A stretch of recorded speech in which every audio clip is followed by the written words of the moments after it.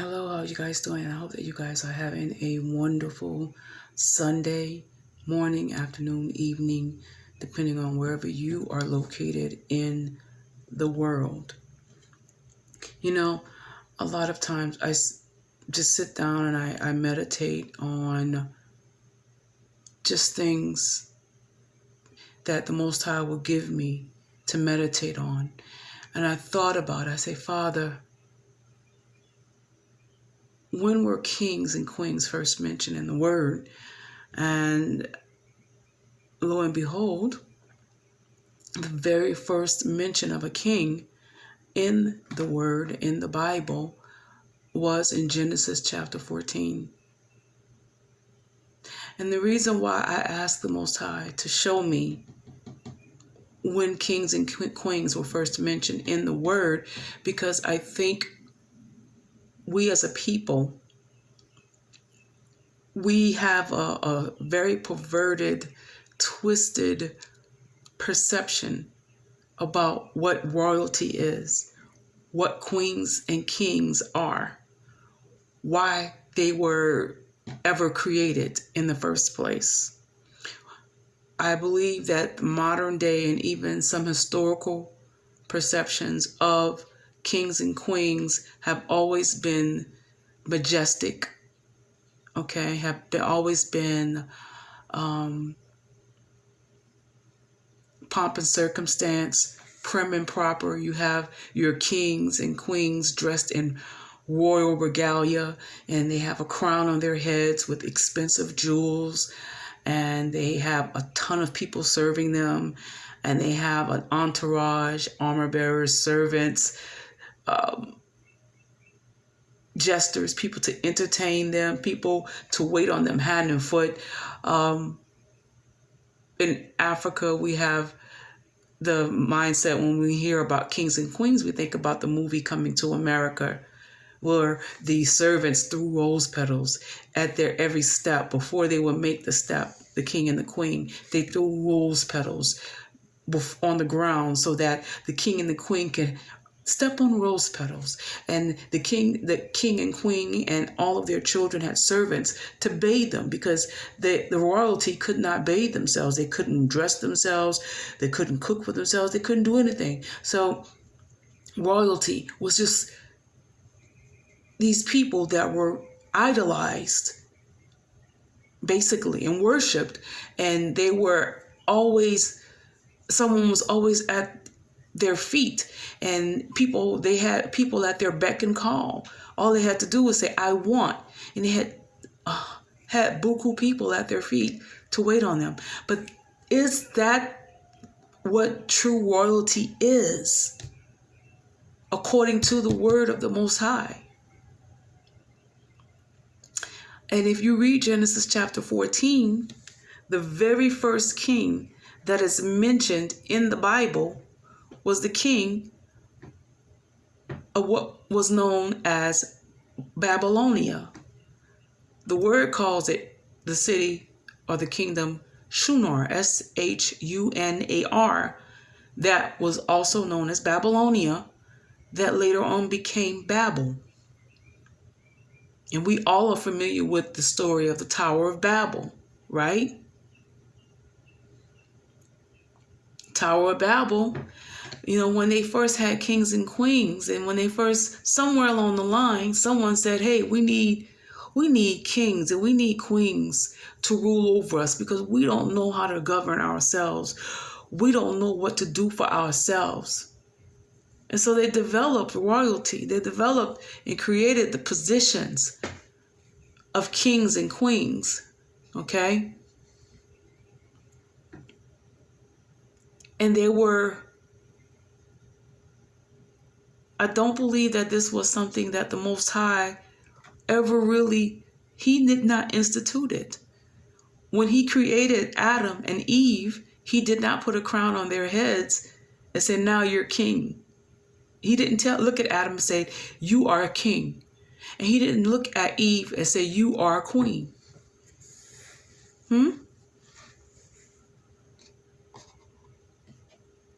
As a matter of fact, I think the only creation that Yahuah ever named was the woman.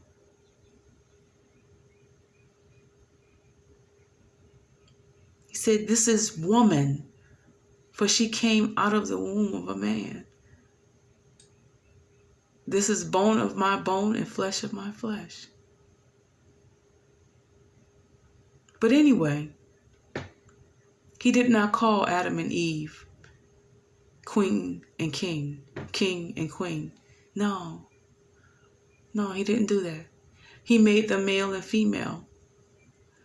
So it was kings and queens and monarchies and kingdoms were man-made entities, positions and titles and governments, politics, the very first form of politics, if you will.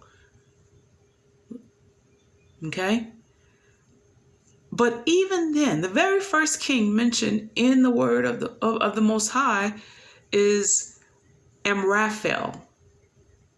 And it's spelled like it sounds.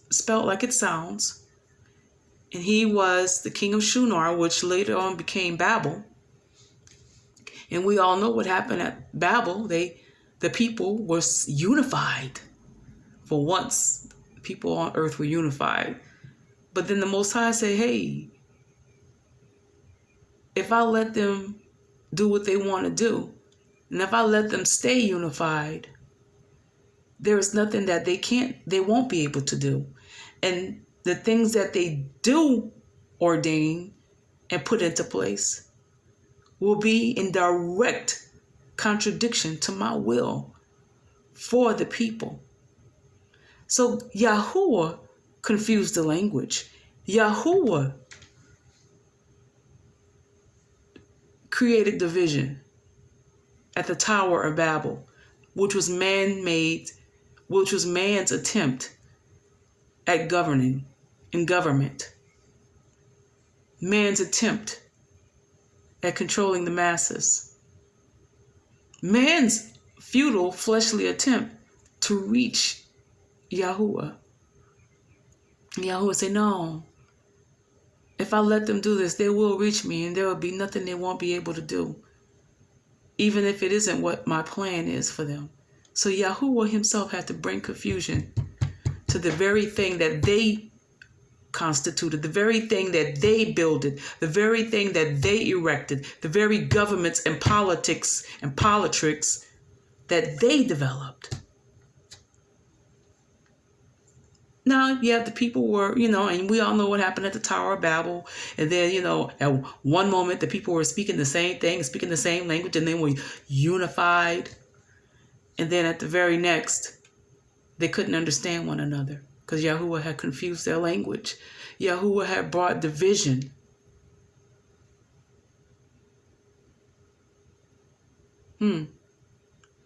But the people's choice and will prevailed because later on in the word, they had a king named Saul. And the people, Saul was the people's choice. The people actually went to the prophet and said, hey, we need a king. We had kings before and we need a king. And we want Saul to be our king. And so Yahuah gave the people what they wanted. A king, a leader. And if you read your word, the kings in the Bible were not just kings that had people waiting on them hand and foot and that wore crowns and that lorded over people. That might have been part of their function. That might have been some of what they performed while they reigned in office. But when the people were in trouble, when their plight and their kingdoms were in danger, those kings fought for their people. They fought for the well-being and the safety of their people.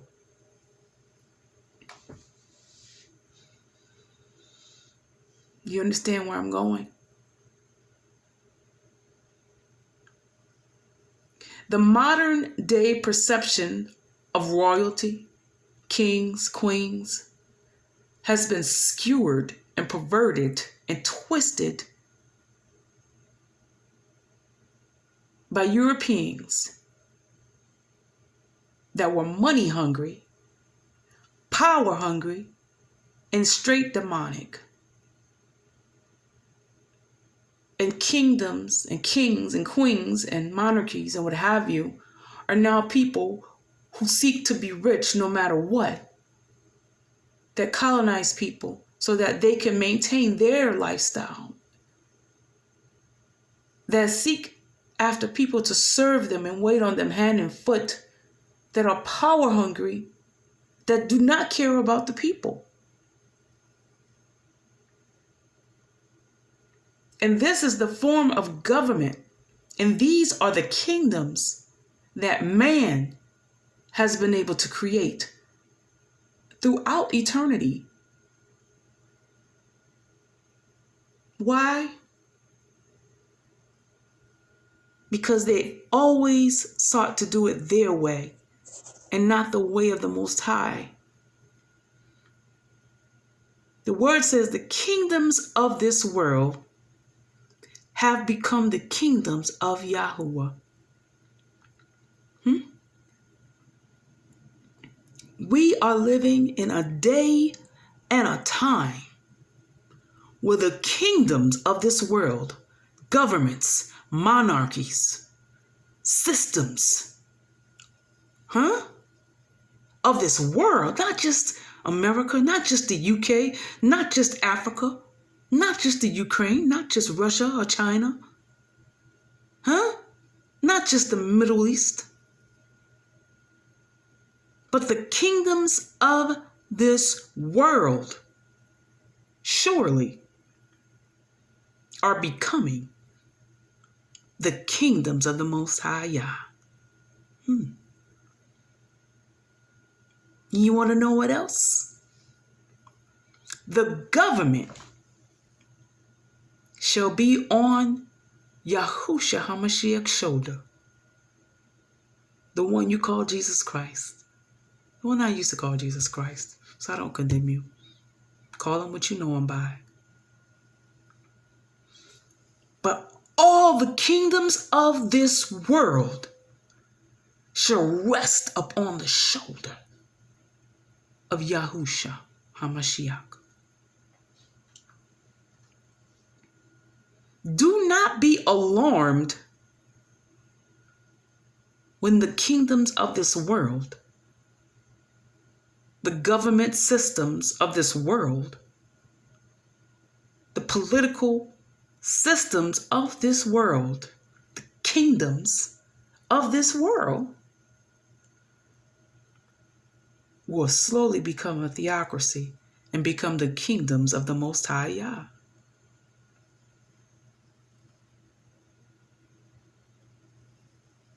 Because when that happens, then we're going to see the manifestation of the sons of Yahuah.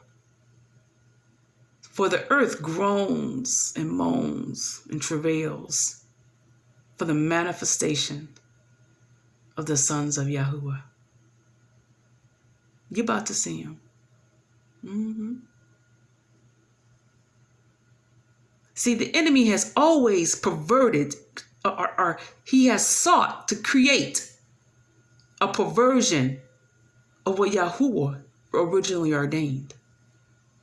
And the kingdoms that you are aware of, the kingdoms that you support, the governments that you vote in, the politics and politricks that you supported and funded, and lied for, killed for, they're all slowly passing away. And they're becoming the kingdoms of Yahuah. Don't be alarmed. It has to happen. It has to happen.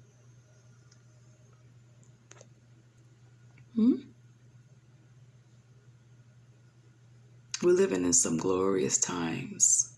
Some awesome, majestic, amazing times. Let's not fight. let's just sit back and behold the glory, the latter glory of the Most High Yahuah. I'm so excited and I'm so blessed and honored to see this day. Are you? Yeah. He that hath an ear to hear, let him hear the words, not of Winona, but of the Most High Yah. Sure word of prophecy. You guys be blessed in the matchless name of Yahushua HaMashiach.